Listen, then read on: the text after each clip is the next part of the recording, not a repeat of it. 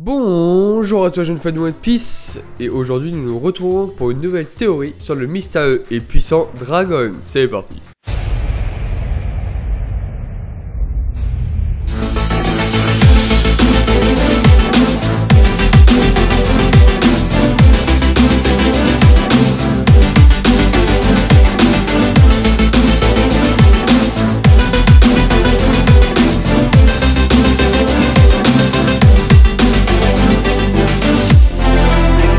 Bon, si tu ne connais pas encore ma chaîne, je te conseille de rester sur cette théorie, car elle est très intéressante au niveau cohérence, avec Dragon. N'hésite pas à en parler autour de toi dans les commentaires, car il y a pas mal de choses à dire. Pour te dire, j'étais même excité carrément à écrire cette théorie incroyable, car il a 100% de cohérence avec Dragon. C'est la première fois qu'une de mes théories est aussi cohérente avec tout ce que j'ai mentionné. C'est une de mes théories les mieux travaillées, comme par exemple celle du trésor de Marie-Joie ou la fin de One Piece. Donc si tu n'as pas vu ces deux vidéos, n'hésite pas à aller les voir.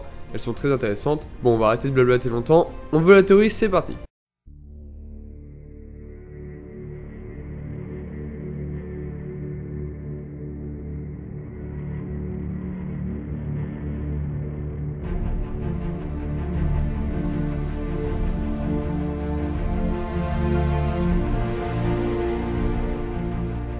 Je pense avoir compris le fruit du démon de Monkey D. Dragon, et du coup j'en fais une théorie, car elle est très explicite et cohérente par rapport aux rumeurs comme le fruit du démon, de la météo ou du dragon. Ça serait trop simple si son fruit était juste un dragon ou un coup de vent. Oda aime bien la mythologie, il ne va pas nous mettre un dragon comme son prénom, etc.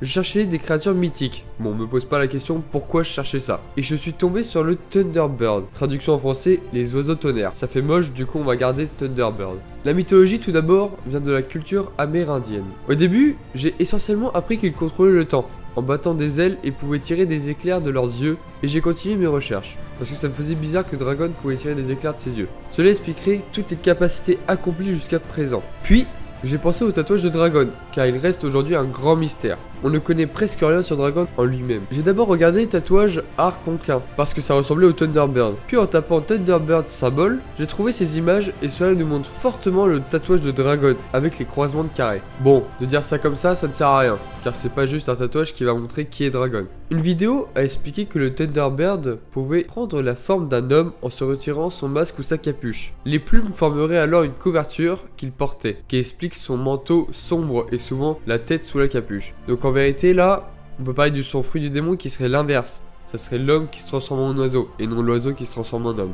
J'ai vu une autre vidéo parlant du Thunderbird pour avoir plus d'informations. Dans cette vidéo, j'ai appris que dans les dernières étapes du mythe Thunderbird, il a été dit qu'il était sans plumes, ce qui a donné l'apparence d'un dinosaure ou d'un dragon. Une autre légende raconte qu'un couple de Thunderbird, ou oiseaux tonnerres comme tu préfères, enleva un chasseur indien jusqu'à leur aire afin qu'il les aide à abattre un dragon de silex qui dévorait leurs petites dès qu'ils avaient leurs premières plumes. Le Thunderbird est le chef des oiseaux et des êtres célestes. Il est capable de produire des bourrasques, des éclairs et d'autres tempêtes. Le battement de ses ailes peut faire éclater le tonnerre et ses yeux lancent des éclairs. Avec toutes ces informations et les événements que nous avons vus dans One Piece, j'ai pu constater que Dragon a le fruit du démon du Thunderbird, donc oiseau tonnerre, capable de faire tomber le tonnerre comme un lockdown. Pour parler de son type de fruit du démon, ça serait du type Zoan, et non Logia comme le vent, etc.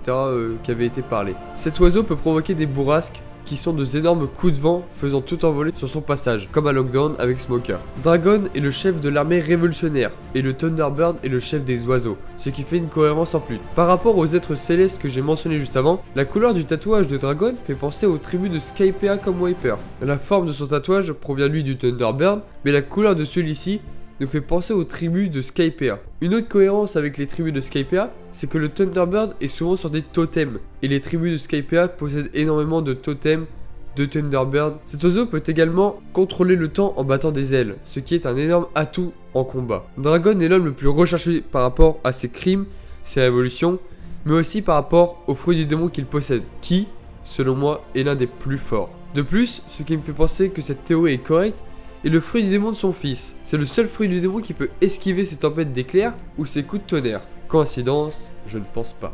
Voilà les gars, c'est tout pour cette théorie.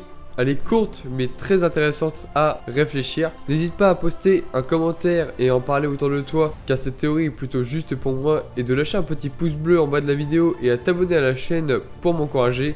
Et je te dis à la fois prochaine sur la chaîne du grand. Ito Yusan. À la prochaine.